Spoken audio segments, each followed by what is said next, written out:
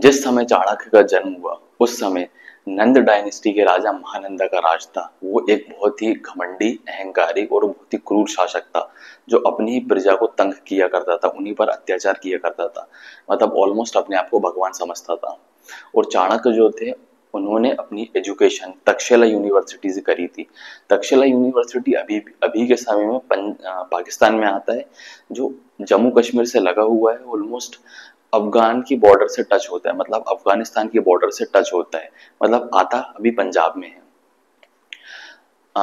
महानंदा का जो अफेयर है अपनी दासी मूरा से हुआ करता था। मूरा जब प्रेग्नेंट हुई तो उसने इसका आरोप अपने महामंत्री पर, शक्टर पर लगा दिया और शक्टर को जेल भेज दिया और मूरा को प्रेगनेंसी की हालत में देश निकाला दे दिया।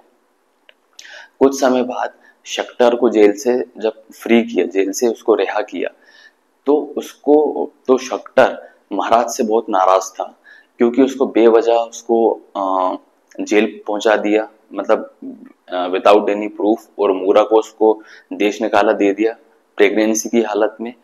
इसलिए शक्टर राजा से बदला लेना चाहता था, लेकिन उसकी जो पावर्स है वो महामंत्री था, मतलब उसकी जो पोस्ट है वो महामंत्री के रूप में थी, और वो राजा से बदला लेना चाहता था।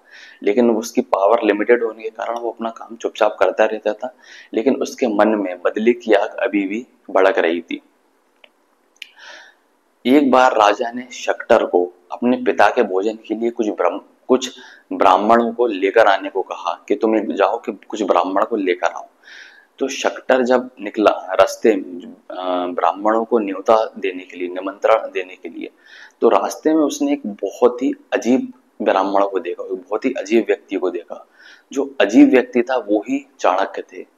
चाणक्य जो थे उनका जो फिजिकल फीचर है वो बहुत ज्यादा अच्छा नहीं था, मतलब वो काले से थे, दुबले पतले थे, और अगर आम भाषा में हम बात करें तो बहुत ज्यादा स्मार्ट नहीं लगते थे दिखने में। तो उन्होंने देखा ये एक अजीब सा ब्राह्मण जो कांटे के पौधों को जड़ों से काट रहा है और उसमें मठा भर रहा है। तो ये देखकर शक्टर को बड़ा अजीब सा लगा कि यार ये क्या पता क्या कर रहे हैं। तो उससे रहा नहीं गया, तो जाके वो बोला कि हे ब्राह्मण, मेरा नाम शक्टर है और मैं नंद डायनेस्टी का एक महामंत्री हूँ। आप कौन हैं, आप ये क्या कर रहे हैं और ये क्यों कर रहे हैं? तो चाणक्य बोले कि मेरा नाम चाणक्य है, मैं चाणक्य हूँ और मैं इस कांटे के पौधे को जड़ से काट रहा हूँ, क्योंकि इसका एक कांटा मुझे चुभा है जिसने मुझे बहुत कष्ट पहुंचाया है, और अपने शत्रु का नाश करना ये मेरा कर्तव्य है, मतलब ये हमारा कर्तव्य है। तो ये सुनकर मतलब शक्टर बड़ा मतलब मंत्रमुग्ध हो गए, यार जो अपने दुश्मन अपने कांटे के साथ ऐसा कर रहा है, यदि किसी व्यक्ति ने इसको हर्ट करा तो उसके साथ न जाने क्या करेगा। तो शक्टर ने सोचा अपने मन में, यदि मैं इसको न्योता दूं,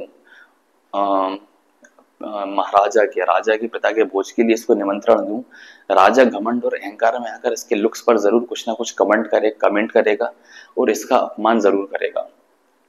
तो इसका मतलब ये यही मौका है राजा से बदला लेने का। तुरंत शक्टर ने चाणक्य के हाथ जोड़े और कहा कि हे ब्राह्मण, मैं राजा के पिता के भोज के लिए निकला हूं और मैं चाहता हूं कि आप ये मेरा निमंत्रण स्वीकार करें, ये हमारे लिए बहुत अच्छा होगा। तो चाणक्य बोले ठीक है। जिस समय जब भोजन वाले दिन सारे ब्राह्मण इकट्ठे हुए, तो राजा उनके स्वागत के लिए जैसे ही उसने एंट्री करी, जैसे ही राजा ने चाणक्य को देखा, उसने तुरंत शक्टर से पूछा कि शक्टर ये कौन है? तो उन्होंने कहा कि ये चाणक्य हैं, ये बहुत ही ज्ञानी पंडित हैं।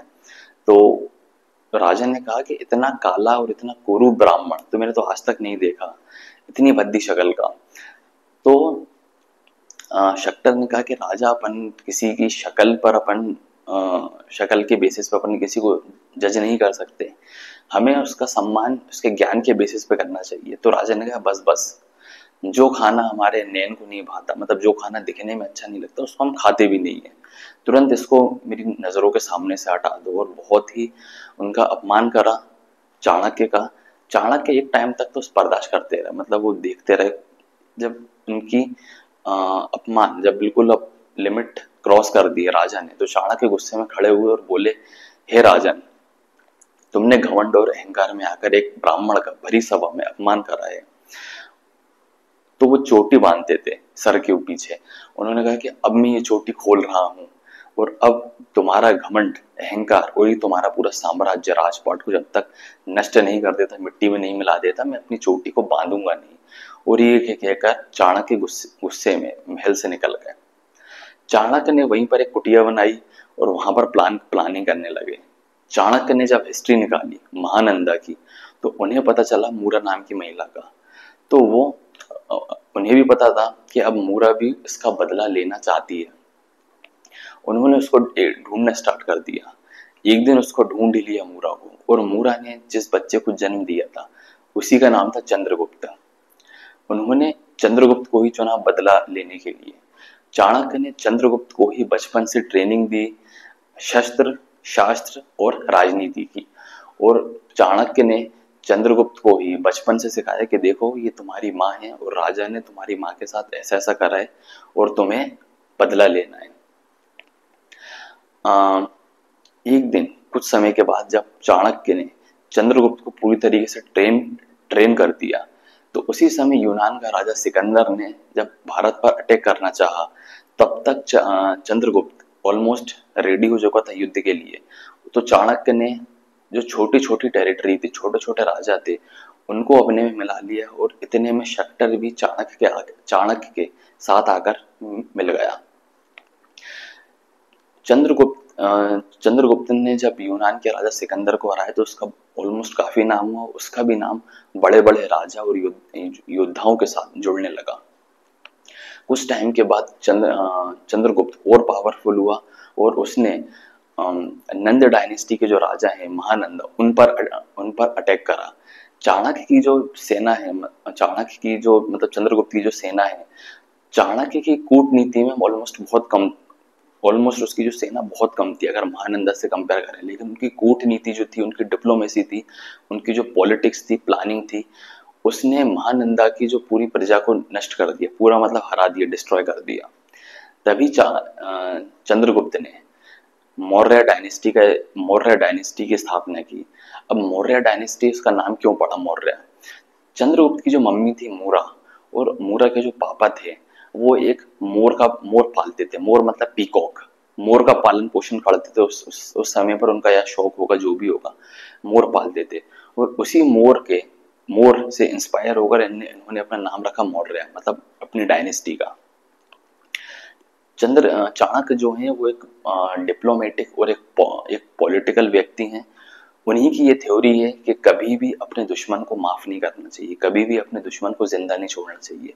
उसको जितनी जल्दी हो सके उसको जान से मार दो, उसको कंप्लीटली डिस्ट्रॉय कर दो, क्योंकि घायल अधमरा शत्रु बहुत ही खतरनाक होता है। तो कभी भी अपने दुश्मन को माफ नहीं करना चाहिए अकॉर्डिंग टू चाणक्य।